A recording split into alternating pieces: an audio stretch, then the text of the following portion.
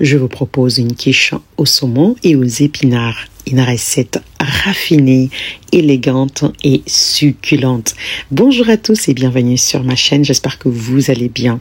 Je commence la recette par cuire la pâte. Pour commencer, déroulez votre pâte brisée, posez-la sur le moule. Ensuite, chassez l'air du milieu vers les bords et faites adhérer la pâte aux parois. Faites-le tout doucement pour ne pas écraser la pâte. Ensuite, vous allez piquer votre pâte afin qu'elle ne puisse pas gonfler pendant la cuisson. Vous l'enfournez pendant un quart d'heure dans un four préchauffé à 190 degrés. Je vais à présent émincer un oignon. J'ai pris un gros oignon, donc que vous pouvez remplacer par l'oignon vert.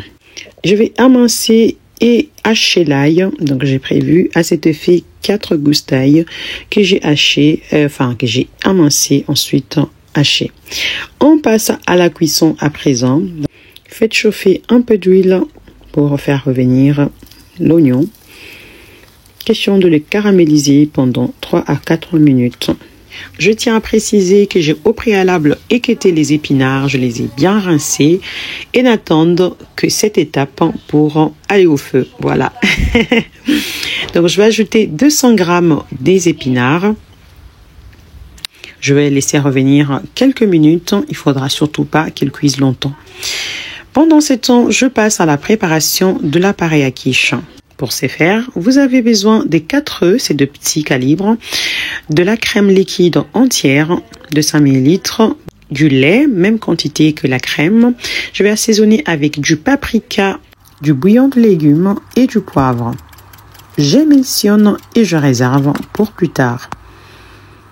Je vais m'occuper à présent du saumon. Les saumons, c'est cher, mais 2 pavés suffisent pour cette recette. Je vais les dépioter avec la main, bien sûr. Pas besoin du couteau. D'un seul geste très simple et pratique. Et voilà, c'est fait. Je vais ensuite les découper en petits morceaux. Les morceaux qui seront un peu plus grands, je les découperai à nouveau une fois au feu. Ajoutez aux épinards. J'assaisonne avec du sel, du mélange romarin, basilic et origan. Vous mélangez, vous laissez 1 minute, pas plus. On n'a pas besoin que ça cuise longtemps. À feu doux pour ne pas agresser du saumon.